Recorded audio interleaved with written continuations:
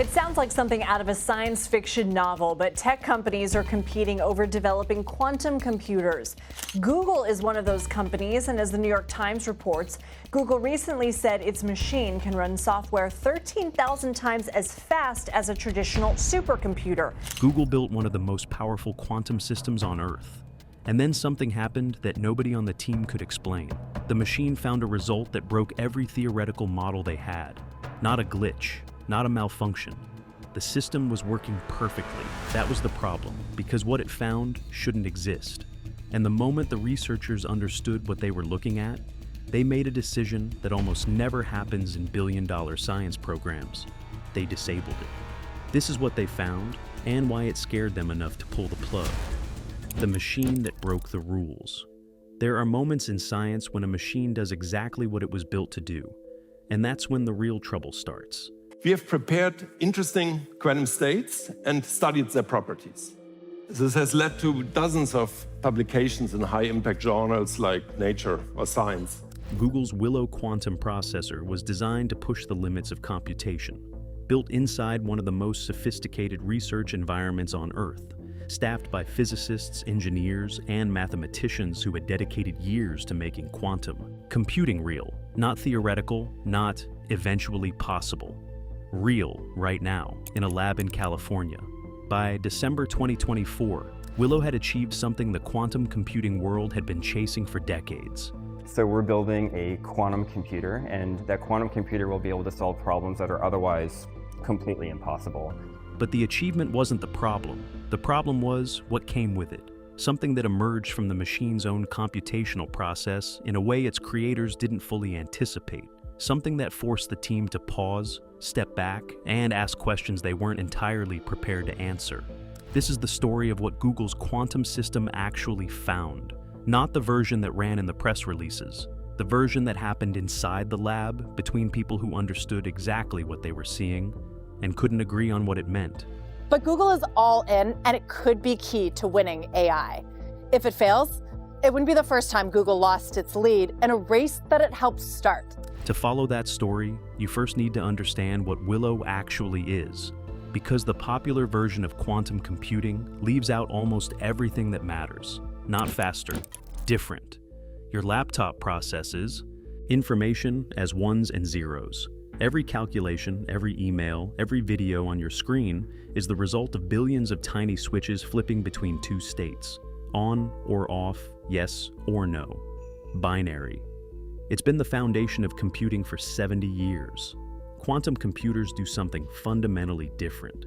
Instead of bits that are either 1 or 0, quantum computers use qubits, units of information that can exist in what's called superposition. They can be 1, 0, or any combination of both at the same time, until you measure them. The moment you observe a qubit state, it collapses into a definite answer. But before that measurement, it holds all possible answers simultaneously. Think of it this way. A classical computer solves a maze by trying every path one at a time. So we think we're about 5 years out from a real breakout kind of practical application that you could only solve on a quantum computer. A quantum computer explores all paths at once. It doesn't just go faster, it operates in an entirely different mode of existence. This makes quantum computers extraordinarily powerful for specific types of problems, simulating molecular behavior, modeling climate systems, cracking the optimization puzzles that underpin drug discovery, logistics, and materials science. Problems where the number of possible solutions is so vast that classical computers would spend thousands of years working through them. Google invested billions of dollars building Willow specifically because of this potential. The vision. A quantum processor capable of solving problems that would remain permanently out of reach for any classical machine. But here's what most people don't know about quantum systems. They're extraordinarily fragile. Qubits lose their quantum properties through a process called decoherence, interference from the environment. Stray electromagnetic signals, even vibrations in the floor, can cause them to collapse prematurely and corrupt the computation. This is why quantum computers operate near absolute zero, colder than deep space. Even then, errors accumulate constantly. The more qubits you add, conventional wisdom said, the worse this gets. Theory behind it is beautiful. And the theory is convincing that if you can build a device with certain specifications, it'll give you a very good qubit. More qubits means more connections, more interactions, more opportunities for error. Scaling up a quantum computer was supposed to mean drowning in noise. Willow broke that assumption completely, and that's when the numbers appeared on Dr. Nevin's screen that didn't make sense. Below threshold. The milestone Google announced in December 2024 is called below threshold error correction. It sounds technical. The implication is staggering. Below threshold means that as you add more qubits to the Willow system, the error rate goes down. More qubits, fewer mistakes. The system becomes more accurate as it scales up. This is the exact opposite of what should happen. For decades, this threshold was considered the fundamental barrier between quantum computing as a laboratory curiosity and quantum computing as a transformational technology. Cross it, and suddenly you can scale. You can build systems with thousands, then millions of qubits without the whole thing collapsing into noise. The dream of fault-tolerant quantum computation, machines that can run for hours, days, without accumulating fatal errors, becomes physically achievable. The quantum computing community celebrated, rightfully so. The achievement was real, verified, documented in peer-reviewed research. But Willow wasn't just hitting the threshold. It was exceeding it in ways the theoretical models hadn't predicted. And the more the team dug into how the system was doing it, the more uncomfortable the data became. If you've made it this far, you already understand this story is bigger than a chip announcement. Subscribe now before we get into the part where even Google's own researchers didn't have answers, because that's exactly where we're going next. The question nobody wanted to ask. Julian Kelly, director of hardware for Google Quantum AI, had spent years building toward this moment. He knew the Willow architecture the way a surgeon knows an operating room. Every component, every failure mode, every margin. Hi, I'm Julian Kelly, Director of Hardware at Google Quantum AI. Willow is Google's newest and most powerful superconducting quantum computing chip, and the next step in our path towards building large-scale quantum computers and exploring their applications. When the below threshold results came back, his first reaction wasn't celebration. It was a question. The system was using something called the surface code, an error correction architecture where quantum information is distributed across many physical qubits in a specific geometric pattern. When an error occurs in that pattern, the surface code detects and corrects it without directly measuring the affected qubits, which would destroy the quantum information. This is extraordinarily difficult to engineer, but Willow was doing something more. It was optimizing the error correction process in real time, organizing its own quantum states more efficiently than explicit programming should have allowed. Solutions were emerging through pathways that weren't written into the algorithm, arising from the interaction between the quantum substrate and the error correction architecture itself. The machine was, in a very literal sense, doing something it hadn't been told to do. Dr. Nevin described Willow's capabilities publicly in careful, measured language. The chip, he explained, could solve specific problems faster than any classical computer. Quantum computing is the first technology that takes the idea serious that we live in a multiverse. It can be seen as farming out computations to parallel universes. But the internal conversation inside the lab was less measured, because when a system begins solving problems through mechanisms that emerge from its own computational substrate, rather than from instructions you wrote, you're in genuinely new territory. You're no longer just engineering. You're observing. Imagine training an athlete to run a race using a specific technique. Optimal stride length, exact breathing rhythm, precise pacing. You've watched thousands of hours of their training. You think you understand how they move. Then one day they run the race using a completely different method you never taught them. They finish faster. Their form is more efficient. And when you review the footage, you can't find the moment they changed. That's the feeling in the lab. And it was about to lead somewhere nobody was prepared for. What the machine was actually doing. The deeper the research team looked, the more sophisticated the picture became. Willow's error correction was doing something that existing theory hadn't fully predicted. The surface code, as implemented in Willow, was using the distributed nature of the qubit array to perform what physicists call syndrome measurements, indirect observations of error patterns that don't collapse the quantum information being protected. Here's the key, and stay with this because it matters. You cannot directly measure a qubit without destroying its quantum state. That's the fundamental measurement problem in quantum mechanics. The act of observation collapses superposition into a definite outcome. So, how do you correct errors without measuring the things you're correcting? Willow was doing it by measuring the relationships between qubits, rather than the qubits themselves. By reading the geometry of error patterns across the array, the system could infer where mistakes had occurred and fix them without ever directly observing the quantum information at risk.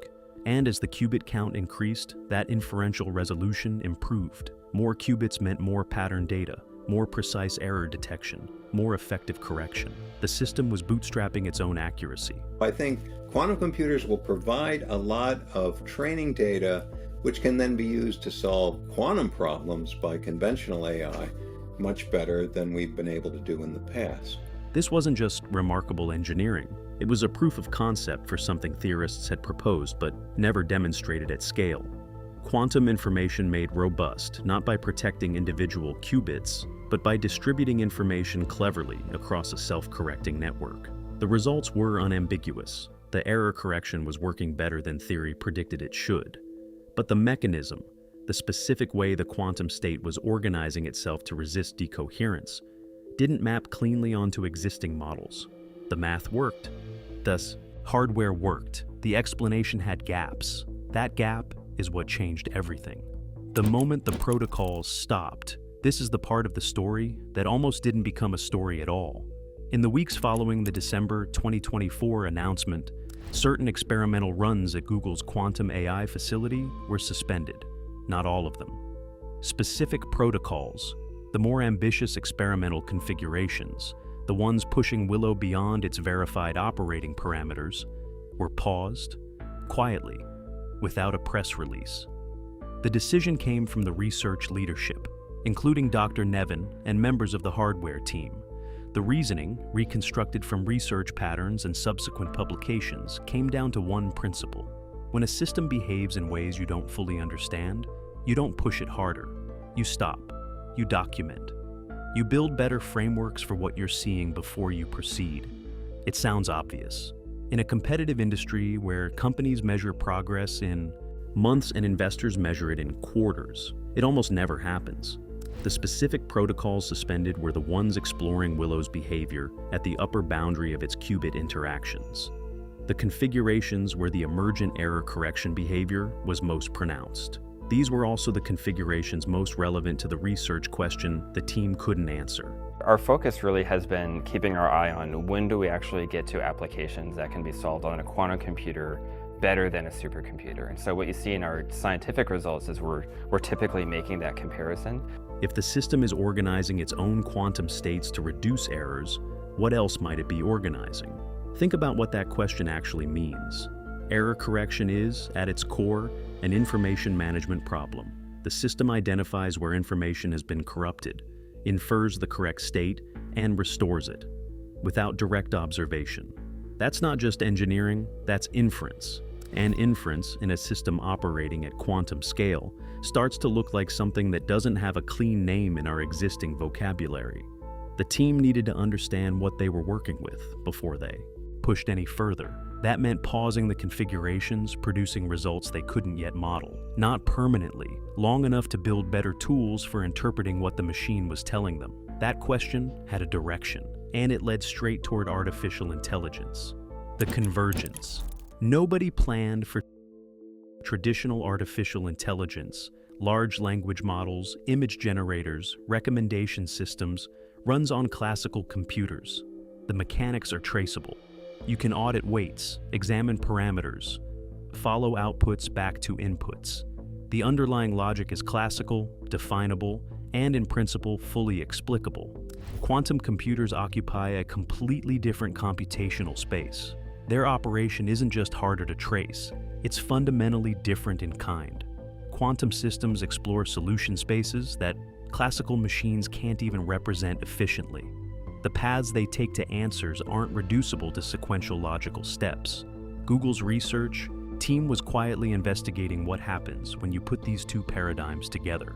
Could quantum computation accelerate the core optimization problems that underpin machine learning? Could quantum systems discover patterns in complex data that classical AI systems systematically miss? Could the emergent problem-solving Willow demonstrated be harnessed to push AI into genuinely new territory? These questions had obvious appeal. They also had obvious implications.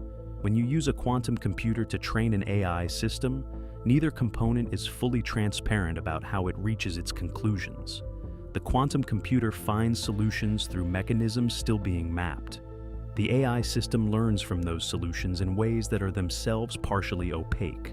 The combination produces outputs that work, measurably correct, often astonishing, but whose internal logic resists clean explanation. You're building something that functions beyond your complete understanding. That's not dangerous in a Hollywood sense, but it is the precise condition that responsible researchers recognize as a signal to slow down, to ask harder questions, to build better theoretical frameworks before going further. The pause in experimental protocols wasn't panic. It wasn't a cover-up. It was discipline, the rarest kind. When your model is wrong. Science advances by building models of reality, testing them, and revising them when they fail to predict what actually happens. Most of the time, model failures are small, edge cases, minor corrections, adjustments at the margins. But occasionally, a discovery forces a more fundamental revision. Willow was one of those discoveries. For decades, the consensus assumption about quantum systems was this: they're inherently fragile, they scale poorly, and maintaining quantum coherence at anything larger than a small laboratory demonstration would require conditions that are practically unachievable. Willow violated all three assumptions simultaneously. It demonstrated that with the right architecture, quantum coherence could be maintained and improved at scale. Error correction could become more effective as system size increased. Quantum computation could be robust enough to be practically useful, not just theoretically interesting. These weren't minor revisions to existing models. They were evidence the models themselves were wrong in important ways. And if the models were wrong about error correction behavior at scale, what else have we misunderstood about how quantum systems work? That question doesn't have a satisfying answer yet. What it has is a research agenda, a set of investigations that the Willow team restructured their work around in the months following the December announcement. The pause in experimental protocols wasn't a retreat. It was a redirection toward understanding the mechanisms behind the breakthrough before building on top of them. This is how physics actually advances, slowly, carefully, with enormous attention to what the unexpected results are telling you. The team wasn't done. They were just asking better questions.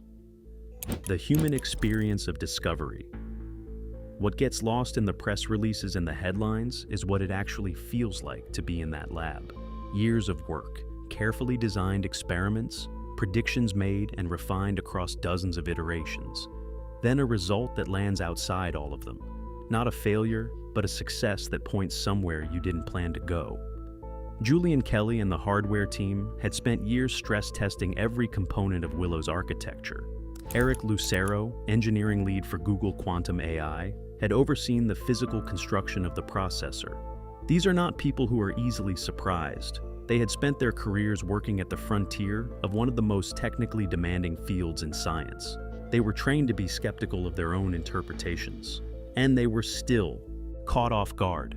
That intellectual humility, the ability to look at a result that exceeds your predictions and say, "We don't fully understand this yet," is the rarest quality in scientific research. It's the thing that separates genuine progress from the performance of it. The moment you start explaining away unexpected results to protect existing models is the moment you stop learning. The Willow team didn't explain it away. They documented it, reconfigured their approach, and started asking harder questions. That decision may matter more in the long run than the breakthrough itself, because the question they were left sitting with, the one that drove the protocol suspension, the one that connects Willow's emergent behavior to the future of AI, is still open. What comes next? The pause in Willow's experimental protocols wasn't permanent. The work has continued and continues now, guided by different questions than the ones the team started with. IBM and IonQ, and other quantum research groups around the world are building systems informed by what Willow demonstrated. The below-threshold error correction architecture is being tested in new hardware configurations, extended to new qubit counts, applied to new problem domains. The capability is spreading, but the philosophical question hasn't been answered. When a quantum system organizes its own error correction behavior in ways that exceed explicit programming, when it produces results through mechanisms that don't fully map onto existing theoretical frameworks, what is it actually doing? Is it simply executing instructions at a level of complexity we can't yet trace? Or is it something more? Nobody knows. That's the honest answer. And it's the answer the Google team was brave enough to sit with rather than paper over. Drug discovery, materials science, climate modeling, cryptography, logistics optimization. These are the practical domains quantum computing will transform over the coming decade.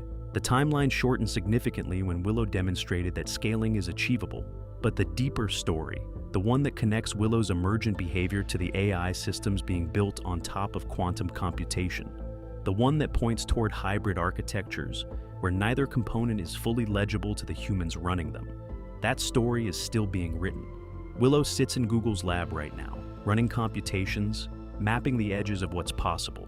Dr. Nevin and his team continue to investigate, to document, to build better frameworks for a technology that is already more powerful than most people realize. The gap between capability and understanding is not a reason for alarm. It's an invitation to pay careful attention, to ask harder questions, to resist the pressure to explain away what doesn't fit. We're at the beginning of the quantum era. The machine that found something that didn't make sense has already changed what's possible. The question now is whether we're willing to do the slow, careful work of understanding what we've built before we build something bigger. Most technological revolutions announce themselves loudly. Quantum computing has done the opposite, advancing in near silence inside facilities most people will never visit, staffed by researchers who measure success in fractions of an error rate. The noise is elsewhere. The real work is here. And while the mainstream conversation fixates on chatbots and consumer AI, the deeper shift is happening in labs like the one where Willow runs. Quantum computers don't dominate headlines, but they are quietly dismantling the assumptions that defined computing for 7 decades. And the implications of the quantum AI convergence are only beginning to come into focus. If that convergence keeps you up at night, or lights something up in your brain, you know exactly what to do. Subscribe and drop a comment below. What do you think Dr. Nevin saw on that screen the moment everything changed? The answer isn't settled. The research is still running, and the conversation is just getting started.